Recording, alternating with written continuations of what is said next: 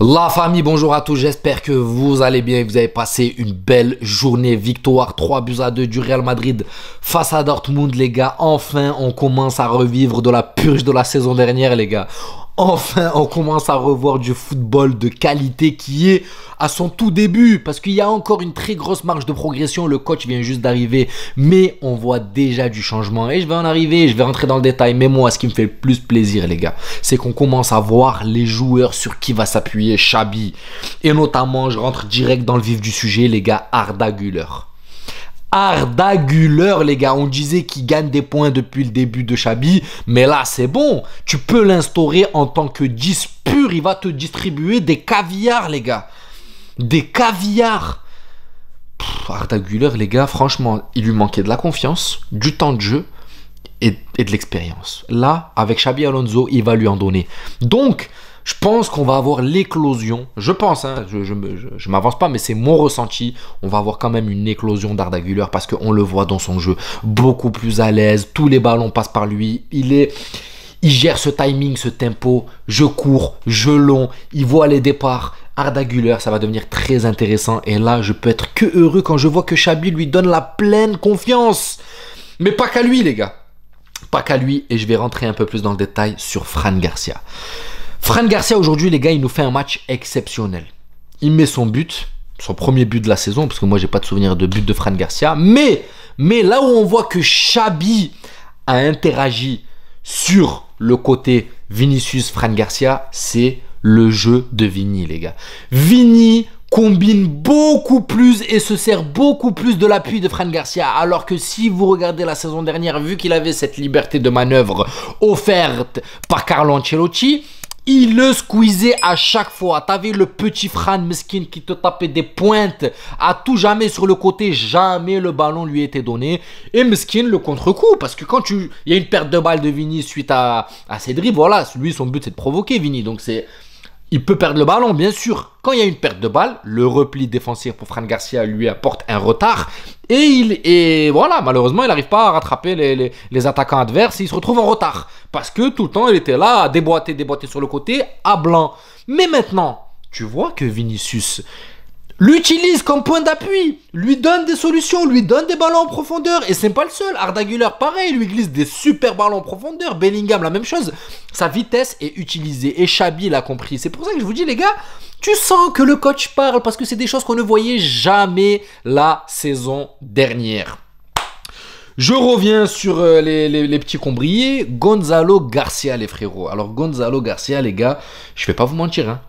Mbappé, certes, tu es Mbappé, tu as le nom, tu es l'attaquant vedette de ce Real Madrid, tu es le numéro 9, mais attention frérot, t'as un petit gamin qui te bourreau au derrière, tu vois, t'as un petit gamin qui est en train de montrer à côté à Xabi qu'il y a une arme, il y a une arme de destruction massive, parce que attends, en 4 matchs il te met 3 buts, ou en 3 matchs il te met 4 buts, je sais pas, vous me direz dans les stats, dans les commentaires, pardon, vous m'excuserez, mais ce petit, il n'est pas là pour se faire mettre sur le banc, même bon, il va se faire bench un petit peu, il y a Mbappé, mais si Mbappé manque de performance, j'en doute clairement, mais s'il manque de performance, il sait qu'il a un petit jeune derrière qui va pousser, parce que Gonzalo Garcia, les gars, jeu de tête, précis, au pied, précis, l'apport défensif, toujours à s'intercaler entre les lignes, les décrochages qui gênent un peu, qui fait ressortir cette défense centrale adverse. Donc, dans son placement, dans sa régularité, dans ses efforts, dans son contre-effort à la perte de balle, dès qu'il perd le ballon, c'est pas bon, il attend ou quoi, non, il revient, il fait l'effort, il y a le pressing qui est fait. Donc, les gars, ce petit, il a faim. Moi, je vous dis, ce petit gamin, il a la dalle et... je me dis qu'on avait ça au grenier la saison dernière, les gars. Je me dis qu'on avait un petit gamin comme ça, de 20 piges ou 22 piges, je sais pas quel âge il a, qui enchaînait les buts à la Castilla et qui n'a même pas fait le bon en A. Alors que regarde le potentiel qu'elle a. Il me parlait, les gars, Dortmund, Al Hilal, on a joué des équipes quand même, hein. Salzbourg, me parlez pas de non, c'est des petites équipes où cette compétition est pourrave. Là, je vous parle là, c'était une finale de Ligue des Champions.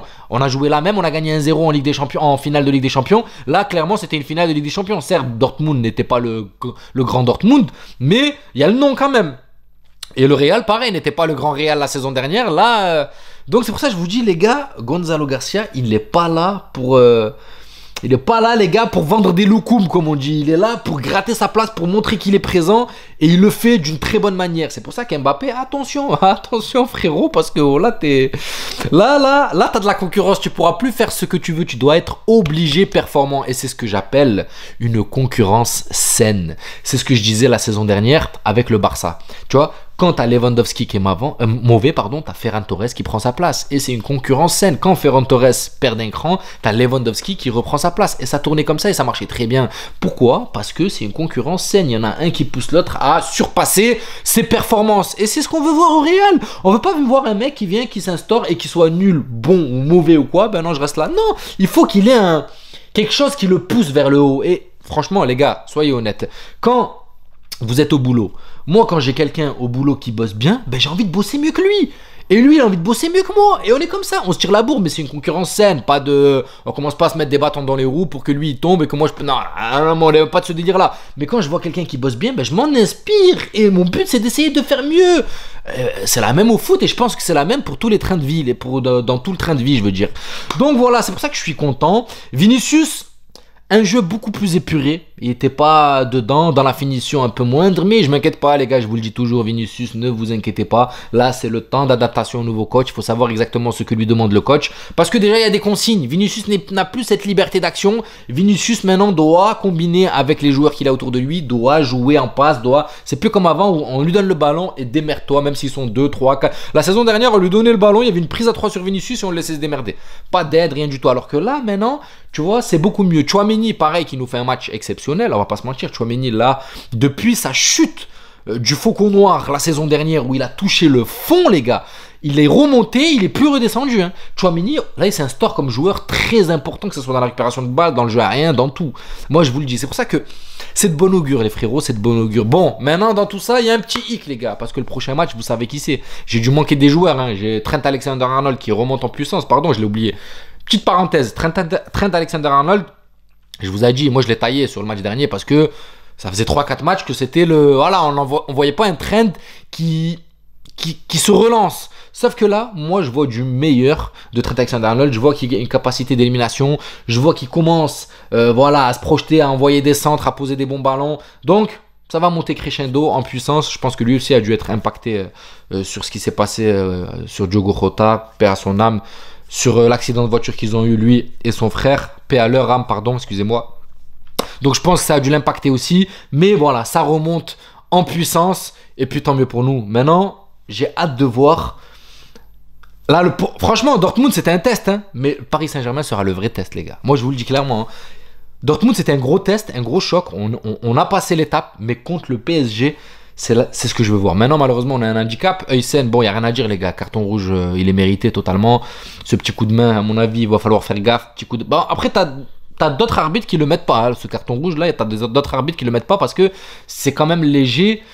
Et je sais pas si vous voyez, le ballon est déjà récupéré. Enfin bref, il y en a qui le mettent pas maintenant. Carton rouge est mérité, on va pas discuter 20 ans dessus. Mais j'ai hâte de voir comment Xabi Alonso va s'adapter. Est-ce qu'il va redescendre Tchouaméni d'un cran et replacer un mec au milieu de terrain comme Brahim ou quoi? Je ne sais pas du tout. Mais j'ai hâte de voir comment il va s'adapter à la situation. Très très intéressant, surtout que la défense centrale à l'heure actuelle, bon c'était notre point fort, mais la saison dernière c'était notre très grosse faiblesse. Donc j'ai hâte de voir les gars comment il va nous remanier tout ça. Et j'espère qu'on va se régaler sur un bon match. En tout cas, je commence à revivre. Je commence à prendre plaisir à regarder les matchs du Real. Et tant mieux. Alhamdoulilah, c'est ce qu'on attendait. La saison sera bonne. J'ai hâte de mi-août qu'on reprenne la saison et qu'on commence à envoyer du lourd. Maintenant, il faut qu'on aille quand même au bout de cette Coupe du Monde des clubs. Et le match prochain va être vraiment un gros test. Où on avance, on stoppe un peu l'élan du PSG. Et nous, ça nous relance parce que c'est un match qui peut nous relancer. Ou coup d'arrêt, on retourne à l'entraînement. Donc voilà la famille, j'espère que la vidéo vous plaira. J'ai dû oublier quelques joueurs qui ont été phares. Je vous rappelle que cette vidéo, je l'ai fait le lendemain. Hier, j'étais tellement cuit, j'ai pas pu faire la vidéo directement. En tout cas, j'espère qu'elle vous plaira. N'hésitez pas à vous abonner, à liker, ça donnera beaucoup de force à la chaîne. Et je vous dis à la prochaine vidéo. Ciao la famille.